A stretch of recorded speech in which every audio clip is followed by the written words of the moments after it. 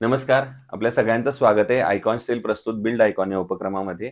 आज आम्ही आलोत नाशिकमध्ये आणि माझ्यासोबत आहेत master engineer Sudarshan Anawade sir.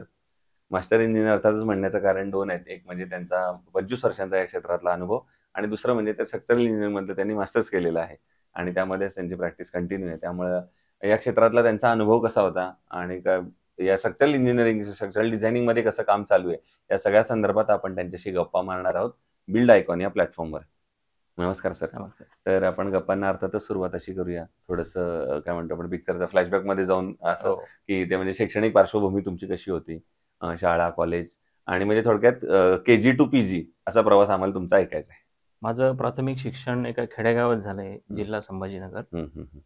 त्यानंतर 5वी ते 10वी पर्यंत मी गव्हर्नमेंट पब्लिक स्कूल संभाजीनगर इथे शिक्षण झालं. हं.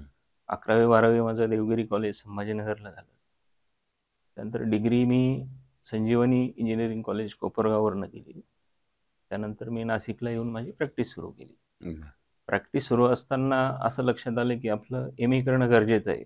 तेव्हा वेगवेगळे चॅलेंजेस डिझाईन्समध्ये यायला लागले. त्यानंतर मी काम करत असतानाच एम-एला ॲडमिशन घेतलं आणि एम-ए पूर्ण केलं. बरोबर. मग अर्थातच त्याच्या पुढचा टप्पा येतो सिव्हिल इंजिनिअरचा, ते म्हणजे प्रॅक्टिकल अनुभवाचा. हो. मग ते सर्व्हिस प्रॅक्टिस तुम्ही कुठं केलीत आणि स्वतः जो वैयक्तिकरित्या पहिला प्रोजेक्ट केलात, तर त्याची काही आठवण आहे का? तेव्हा काही दडपण आलं का? तो कोणाचा रेफरन्स न मिळाला? मी बी झाल्यानंतर नाशिकला येऊन प्रमोद कुलकर्णी सर आहेत.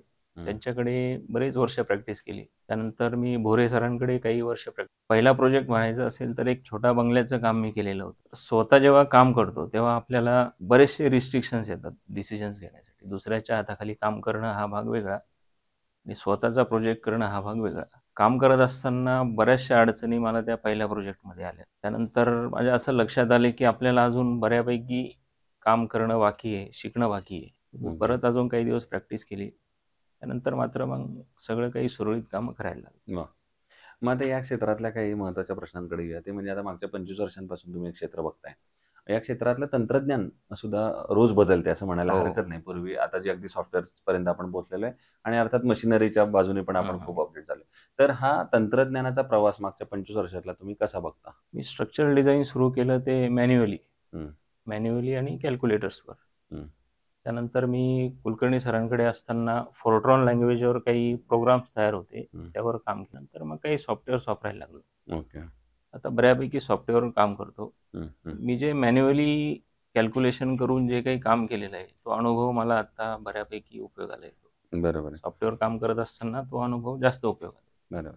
दुसरं कन्स्ट्रक्शनमध्ये एखाद्या चांगल्या अनुभवी स्ट्रक्चरल डिझायनरचा रोल काय असतो आणि त्याला जर नाही घेतलं किंवा दुसरा त्याला रिप्लेसमेंट म्हणून काही तडजोड केली, तर ती कुठल्या-कुठल्या प्रकारे नुकसानदायक ठरते? आता सध्याची प्रॅक्टिस जर बघितली, तर आय-एस कोडमध्ये बऱ्यापैकी बदल झालेले आहेत हं. अर्थक्वेकच्या हिशोबाने. हो. झोन 3 मधील सर्व बिल्डिंग्स आणि झोन 2 मधील 18 मीटर्सच्या वरच्या बिल्डिंग्स याला अर्थक्वेक एनालिसिस करणं हे कंपल्सरी केलेलं आहे हं, कोडने. हं, त्यामुळे सॉफ्टवेअर वापरणं, बिल्डिंगची सेफ्टी आम्हाला बऱ्यापैकी बघायला लागते. हं. त्याच्यानंतर दुसरं येतो कॉस्ट. बरोबर. सेफ्टी या बाबतीत कुठेही कॉम्प्रोमाईज नाही करता येत. हं, हं, हं. बरोबर. बिल्डिंगच्या बाबतीत. ती इंडस्ट्रियल असो किंवा छोटा बंगला असो. हं, हं, हं. तर सर्व ठिकाणी सेफ्टीला प्रायोरिटी दिल्या जाते बरोबर, आणि त्याच्यानंतर मग आम्ही त्याचा फायनान्स, इकॉनॉमिक्स हा सेकंडरी पार्ट येतो. बरोबर. दुसरं स्ट्रक्चरल डिझायनिंगमध्ये काय काळजी घेतली पाहिजे असं तुम्हाला वाटतं नेहमी डिझाइन करताना? कारण ते हेवी होऊन उपयोग नाही आणि अर्थात दर्जाची पण कॉम्प्रोमाईज नाही करू. आता कोडल प्रोव्हिजन्स जर आपण सर्व पाळलेत, तर स्ट्रक्चर हेवी होणार नाही. हं, हं. त्यानंतर रिझनेबल स्टील जे म्हणतो आपण, हो, हो. स्ट्रक्चर हेवी आहे हे फक्त स्टील ह्या एका क्रायटेरियावरनं ठरतं. बरोबर. त्यामुळे कोडल प्रोव्हिजन प्रॉपरली पाळा. हं. स्टील हे रिझनेबलच येईल. बरोबर, अगदी बरोबर, हेवी याला जाणार नाही कधी स्टील. बरं. दुसरं नाशिक जिल्ह्याच्या विकासाचं व्हिजन एक इंजिनिअर म्हणून जर तुम्हाला विचारलं, तर तुमच्या डोळ्यासमोर कुठले क्षेत्र येतात, ज्याच्यावर आता प्रशासनानं काम केलं पाहिजे?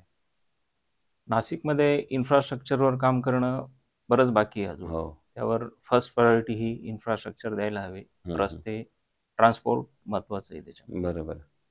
2 गोष्टी जर सरकारने लक्ष देऊन केल्यात, हं. तर नाशिक जिल्हा प्रगती खूप चांगली होईल नाशिक जिल्ह्याची. बरोबर आहे.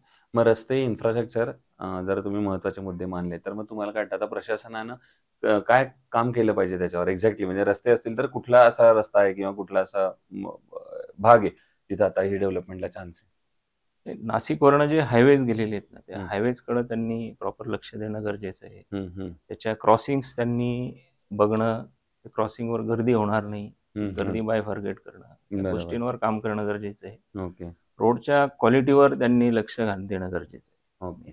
हं. दुसरं कन्स्ट्रक्शनमध्ये आता अर्थातच तुम्ही स्ट्रक्चरल डिझाईन असला मगाशी तुम्ही स्टीलच्या क्वालिटीबद्दल बोललाय. पण तरीसुद्धा मग त्या काय क्वालिटीज असल्या पाहिजेत? चांगल्या स्टीलमध्ये कुठल्या क्वालिटीज असाव्यात? आता IS कोडनुसार झोन 3 आणि झोन 2 मध्ये 18 मीटरच्या वरच्या बिल्डिंग्स हं. या डायनॅमिक एनालिसिस करणं गरजेचं आहे, हं, हं. दोन्ही केसमध्ये. बरोबर. जेव्हा आपण डायनॅमिक एनालिसिसला जातो, हं, हं. तेव्हा डक्टाईल डिझाइन हा फर्स्ट प्रायोरिटी येते, की हं, हं. पहिलं काम आहे की डिझाइन हे डक्टाईल असावं. बरोबर, बरोबर. डक्टाईल डिझायनिंग करताना रेन्फोर्समेंट जे वापरणार, त्याची डक्टिलिटी ही चांगल्या प्रतीची असावी. बरोबर. त्याचबरोबर त्याची स्ट्रेंथ चांगली असावी. हं, हं. जसं आजकाल 550D स्ट्रेंथचं हो. स्टील इंट्रोड्यूस केलेलं आहे. त्यासोबत त्याची डक्टिलिटी सुद्धा चांगली आहे. हं, हं. ह्या दोन्ही गोष्टी चेक करणं गरजेचं आहे, जेव्हा आपण डायनॅमिक एनालिसिसला जातो. बरोबर. मग दुसरं आयकॉन स्टील यापूर्वी कधी वापरलं होतं किंवा त्याबद्दलचा काय अनुभव? आयकॉन स्टील माझं काही साइट्सवर वापरतात. ओके. बऱ्याचशा साइटवर आहे ते. बरोबर. हं. आता खरा एक अवघड प्रश्न येतो म्हणजे 3000 पेक्षा जास्त प्रोजेक्ट केल्यानंतर हो. त्यातला एकच प्रोजेक्ट जर निवडायची वेळ आली, जो तुमचा आयकॉनिक प्रोजेक्ट आहे, तर तो कुठला असेल? मी पंढरपूरला एक समाजाचं एक मंदिर बनवलेलं होतं. हं. अतिशय कॉम्प्लिकेटेड लेआउट दिलेला होता हं, हं. आणि त्या साधू महाराजांची इच्छा होती, की ते तसंच असावं. अच्छा. त्यात प्लॅनिंगमध्ये बदल करायचाच नव्हता कुठल्याच केसमध्ये. हं, हं, हं. तर ते काम करताना मला टेक्निकली बऱ्याच अडचणी आल्या. मी माझे सीनियर्सकडे जाऊनही त्या अडचणी सांगितल्या. त्यांचे काही मदत घेतली मी त्या याच्यासाठी. Okay, okay. आणि महाराजांना जसं अपेक्षित होतं त्या पद्धतीनेच मी मंदिर. त्यांचं ते मंदिर बांधून दिलं. वाह! ते मंदिर करताना मला म्हणजे खरोखर आनंद झाला, की मी काहीतरी वेगळं म्हणजे महाराजांना हवं तसं दिलं. नक्कीच. हो. म्हणजे ही एक अडचण म्हणा किंवा संधी म्हणा, की जसं त्यांना हवं तसं दिलं.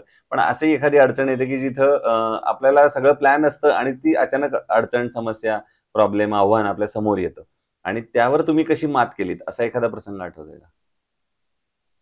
मी अशाच एका पद्धतीचं मंदिर त्र्यंबकला केलं होतं. हं. तेही असं बऱ्याचशा उंचीवर होतं. तिथे मटेरियल नेणं सुद्धा मोठी अडचण होती. हं, हं. अच्छा. तिथे मात्र साधू महाराजांना जे काही आवश्यक होतं, ते बऱ्याच गोष्टी मी त्यांना नाही सांगितल्या, की हे हं. नाही होणार. हं, हं. स्लोपिंग सरफेस असल्यामुळे मला रिस्ट्रिक्शन्स खूप सारे होते. हं, हं, हं. पण त्यांना वरचं रूप जसं हवं होतं तसं दिलं मी. पण कॉलम लोकेशन्स म्हणा किंवा खालचा लेआउट म्हणा, तर हं, हं. त्यांच्या म्हणण्याप्रमाणे झाला नाही. बरोबर. हां. आणि आता अगदी शेवटचा प्रश्न ते म्हणजे या क्षेत्रामध्ये जेवढा तुमचा अनुभव आहे, तेवढ्या ऑलमोस्ट वयाची मुलं आता या क्षेत्रात येतात, सिव्हिल इंजिनिअर येतात, स्ट्रक्चरल डिझायनर्स येतात. तर त्यांना तुम्ही काय सल्ला द्याल अनुभवाचा एक तुमच्या? एकतर पुस्तकं वाचणं खूप गरजेचं आहे. हं. त्यानंतर IS कोड हा स्ट्रक्चरल इंजिनिअर्सला जवळ-जवळ पाठ असावा. अच्छा. हां. त्यानंतर प्रॅक्टिकली साईटवर काय होतं, आपण ऑफिसमध्ये काय डिझाईन्स करतो, हं. ते इम्प्लिमेंट होतात, नाही होतात, हे सगळं बघणं गरजेचं आहे. लेबरची कामाची पद्धत कशी आहे, ते बघून आपल्याला काही डिझाईन्स चेंज करायला लागतात बऱ्याच ठिकाणी. हं. तेही बघणं गरजेचं आहे. बऱ्याच वेळेस असं होतं, की साईटवर इम्प्लिमेंट नाही होणार सारखे डिझाईन्स दिले जातात. बरोबर. डिझाईन सोपे करून देणं हे खरं स्ट्रक्चरल इंजिनिअर्सचं काम आहे. हो. काम सुटसुटीत होणं आणि साईटवर डिझाईन्स प्रॉपर जाणं. बरोबर. या 2-3 गोष्टी पाळल्या, की तशी काही अडचण येत नाही स्ट्रक्चरल इंजिनिअर्सला. सो हे होते इंजिनिअर सुदर्शन अनवडे सर आणि त्यांनी सांगितलं त्याप्रमाणे स्ट्रक्चरल इंजिनिअरचं काम हे नसतं, की कॉम्प्लिकेटेड डिझाइन बनवणं.